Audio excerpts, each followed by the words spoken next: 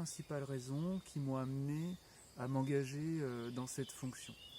La première, c'est le site en lui-même. C'est une zone humide, ça m'intéresse beaucoup, et elle se trouve à proximité de chez moi. La deuxième raison, c'est la diversité des missions que l'on peut accomplir en tant que conservateur bénévole. Ça va de la surveillance du site à l'animation de groupe pour leur faire visiter, pour leur faire découvrir. On peut aussi participer à améliorer la connaissance du site. Par exemple, si on s'intéresse aux amphibiens, on va pouvoir suivre les espèces et envoyer les données au conservatoire qui pourra s'en servir ensuite. Et enfin, on peut aussi participer, si on le souhaite, à la gestion du site dont on est conservateur. C'est un aspect qui est intéressant aussi.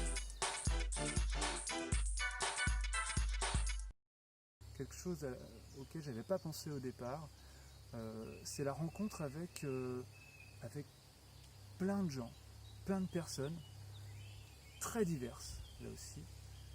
Des gens qui sont des scientifiques, d'autres pas, des photographes, des naturalistes, des gestionnaires, des spécialistes, des non-spécialistes, mais en tout cas, quantité de gens qui ont chacun plein de choses à apporter, et ça c'était très intéressant. Je participe également à un groupe, le groupe Photocène. En fait, on emmène des adhérents du conservatoire 4 ou 5 fois par an sur des sites de la région centre. Et puis le but c'est de ramener des beaux clichés, de se faire plaisir sur ces endroits qui sont disséminés un peu partout dans la région.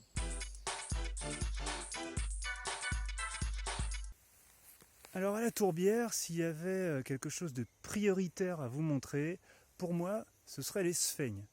C'est des espèces de mousses qui tapissent le fond de la tourbière et qui sont très très importantes pour elles.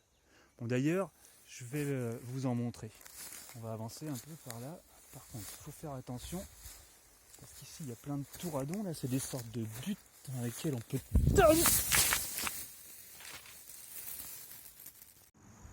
Oui, enfin bon, voilà, c'est des mousses quoi.